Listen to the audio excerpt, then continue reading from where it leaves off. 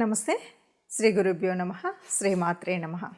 ఆదిత్యాయ చ సోమాయ మంగళాయ బుధాయ గురు శుక్ర శనిభ్యే రాహవే కేతవే నమ.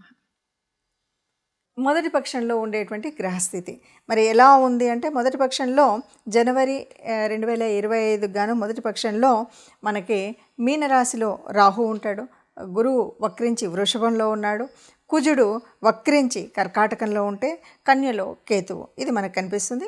బుధుడు మనకి 4వ తారీఖు వరకు మొదట వృచ్చికంలో ఉండి తదుపరి మనకి అంటే ఈ మొదటి పక్షం వరకు ధనుసు రాశిలో ఉంటాడు. ఇక రవి ధనుసు రాశిలో 13వ తారీఖు వరకు ఉండి 14వ తారీఖు మకరంలోకి మారుతూ ఉన్నాడు. ఇక శని శుక్రులు ఇద్దరు కూడా కుంభరాశిలో ఉంటారు. ఇది ఈ మొదటి పక్షం యొక్క గ్రహస్థితి. మరి ఇలా ఉన్నప్పుడు ఒక్కొక్క రాశి వారికి ఎలాంటి ఫలితం కనిపిస్తుంది? ఎందుకు అంటే మనకి కొన్ని యోగించే గ్రహాలు ఉంటాయి, కొన్ని యోగించని గ్రహాలు ఉంటాయి. గ్రహాల యొక్క స్థితి, యుతి, దృష్టి వీటన్నింటి మీద మన యొక్క గ్రహస్థితి ఉంటుంది. ఏ మాసానికైనా, ఏ పక్షానికైనా, వారానికైనా దినఫలాల వరకు చూసుకున్నప్పటికి కూడా ఏ రోజుకి ఆ రోజు మారుతూ ఉంటుంది, ఎప్పటికప్పుడు ఉంటుంది.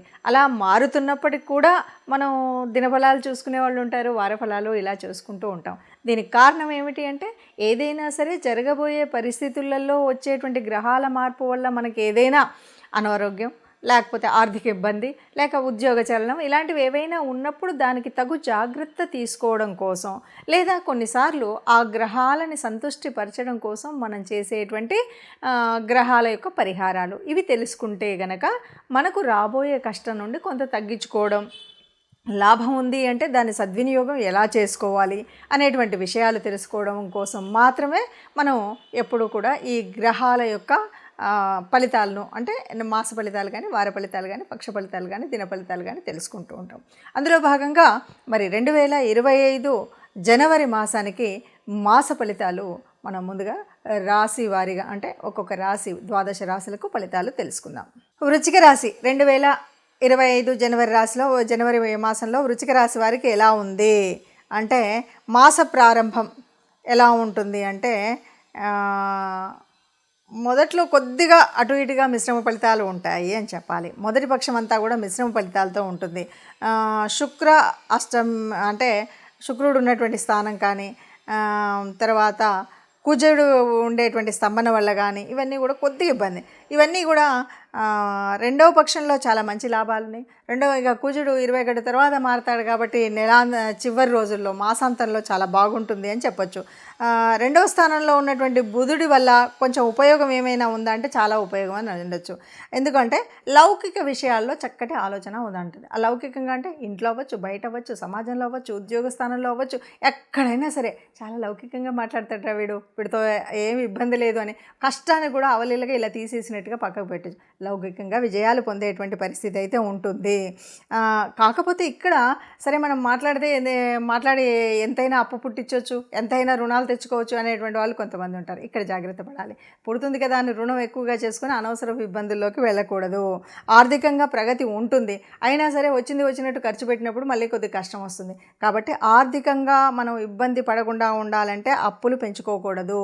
అయితే ఒక్క విషయం, మీరు కనుక కష్టపడినట్టయితే, మీరు కనుక మానసికంగా దృష్టి పెట్టినట్టయితే ఇప్పటి వరకు ఉన్న రుణాలు, మీరు ఇప్పటి వరకే చేసి ఉన్నటువంటి రుణాలు తీర్చేటువంటి అవకాశం అయితే ఈ వృశ్చిక రాశి వారికి ఉంది. కాబట్టి కష్టపడి గట్టిగా మనసులో అనుకోండి, నేను ఇప్పటి వరకు చేసినటువంటి రుణాలు తప్పకుండా తీరిపోవాలి, నేను ఎలాగైనా తీర్చాలి ఈ నెలలో అనే టార్గెట్ పెట్టుకుంటే చక్కగా మంచి మీరు రుణ విముక్తులు అవుతారు. ఈ నెల బాగుంటుంది. ఎంతైనా రుణ విముక్తి కావాలంటే కొంత ఆర్థికంగా వస్తుంది. వచ్చిందాన్ని వచ్చినట్టు ఖర్చు పెట్టకుండా వచ్చిందాన్ని అప్పు తీరిస్తే చాలా మనం రుణ విముక్తులం అవుతాము. అలాగే వృత్తి బాగుంటుంది, ఉద్యోగం బాగుంటుంది. అర్ధాష్టమ శని ప్రభావం వల్ల కొన్నిసార్లు కొద్దిగా ఇంటికి దూరం వెళ్ళేటువంటి పరిస్థితి ఉంది.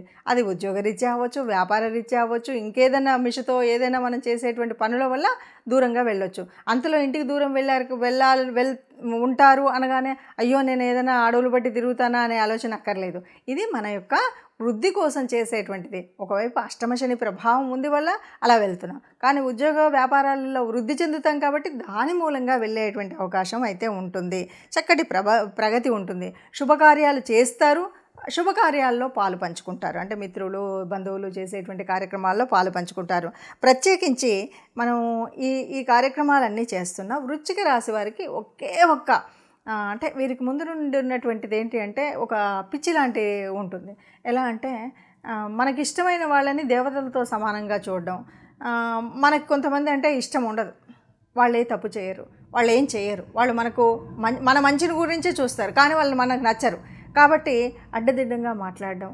దీనివల్ల ఎందుకంటే ఎప్పుడు కూడా చెడు చేసేవాడి మీద మనం ఏదైనా చెడు ప్రయత్నం, మన వాళ్ళైనా సరే చెడు చేస్తారు అంటే వాళ్ళని వ్యతిరేకించి మాట్లాడడం, అట్లాంటి వల్ల మనకి ఏ కష్టం రాదు.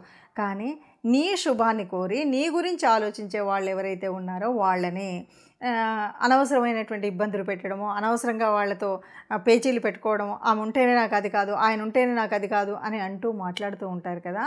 ఇలాంటప్పుడు దీని పాప ఫలితం వల్ల మీ యొక్క సంతానం మీద దాని నష్టం కనిపిస్తుంది. మనం పెద్దల్ని గౌరవించాలి అనేటువంటిది సూక్తి, సరే అదే ఎటువైపు అయినా సరే పెద్దలు కనబడగానే గౌరవం. కొంతమంది అది పాటిస్తూ ఉంటారు.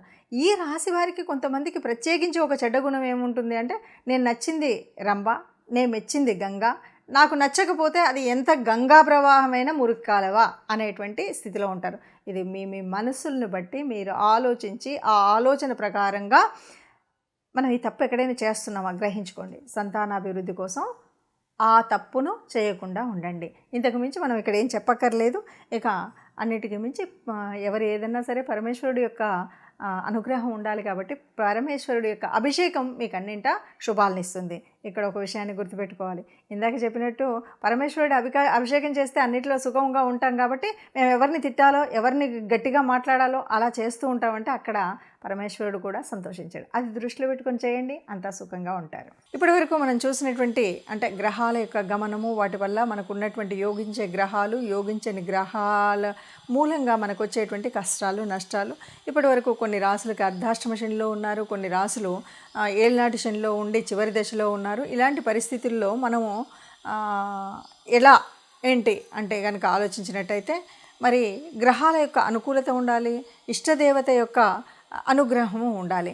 అందుకోసం మనం చేయవలసినటువంటిది ఏమిటి అంటే ముఖ్యంగా ఇక్కడ శని యొక్క వక్రగతి, దీని మూలంగా వచ్చేటువంటి ఫలితాలు ఇవన్నీ మనం చూస్తున్నాం. కాబట్టి తప్పకుండా ఈ మాసంలో మాసం పక్షాల్లో అంటే ప్రతి పక్షంలో కూడా ఒకసారైనా కనీసం నవగ్రహ మండపానికి వెళ్ళడం అనేటువంటిది తప్పనిసరిగా చేయాల్సినటువంటిది. మనం రాశి వారీగా చెప్పుకుంటున్నటువంటి మన రాశిలో చెప్పుకున్నటువంటి గ్రహాల అనుకూలత కోసం తప్పనిసరిగా మూల మంత్రాలని చదువుకోవడం ముఖ్యమైనటువంటిది.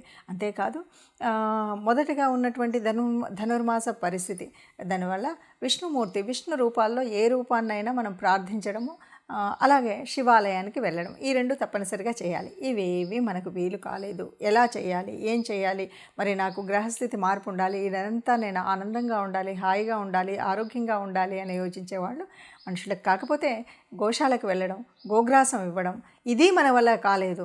మన ఇంట్లోనే మనం చేస్తున్న చోట, మనం ఉన్నటువంటి చోటనే ఉన్నటువంటి కార్మికులకు ఎవరైనా సరే అన్నం ఒకరోజు భోజనం పెట్టించడం కానీ, వారికి కావలసినటువంటి వస్తువుల్ని దానం చేయడం కానీ చేసినట్టయితే మనకున్నటువంటి గ్రహాల అననుకూలత పోయి అనుకూలత వచ్చేటువంటి పరిస్థితి ఉంటుంది.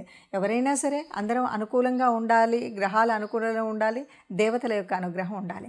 దీనికి కూడా దేవతా అనుగ్రహం కోసం ఇష్టదేవతా ప్రార్థన అనేటువంటిది మర్చిపోకుండా చేయాలి.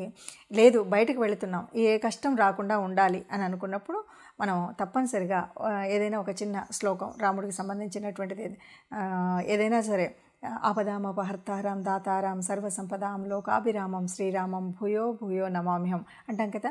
ఇది చదివితే ఎప్పుడూ కూడా ఎక్కడా కష్టం ఉండదు. ఇంత పెద్ద శ్లోకం మాకు కష్టం అండి అనుకుంటే కనీసం ఆ అమ్మని తలుచుకోండి, శ్రీమాత్రే నమః అనుకోండి. శ్రీమాత్రే నమః అనుకుంటూ మనం ఏదైనా పని మొదలుపెట్టినా, బయటకు అడుగు పెట్టినా మనం ఇలా చేసినట్టయితే మనకు ఉన్నటువంటి కష్టాలన్నీ పోయి అనుకూలమైనటువంటి పరిస్థితులు అన్ని మాసాలలాగానే మనం అందంగా మనందరం కూడా ఆనందంగా ఉండాలి, సంతోషంగా ఉండాలి.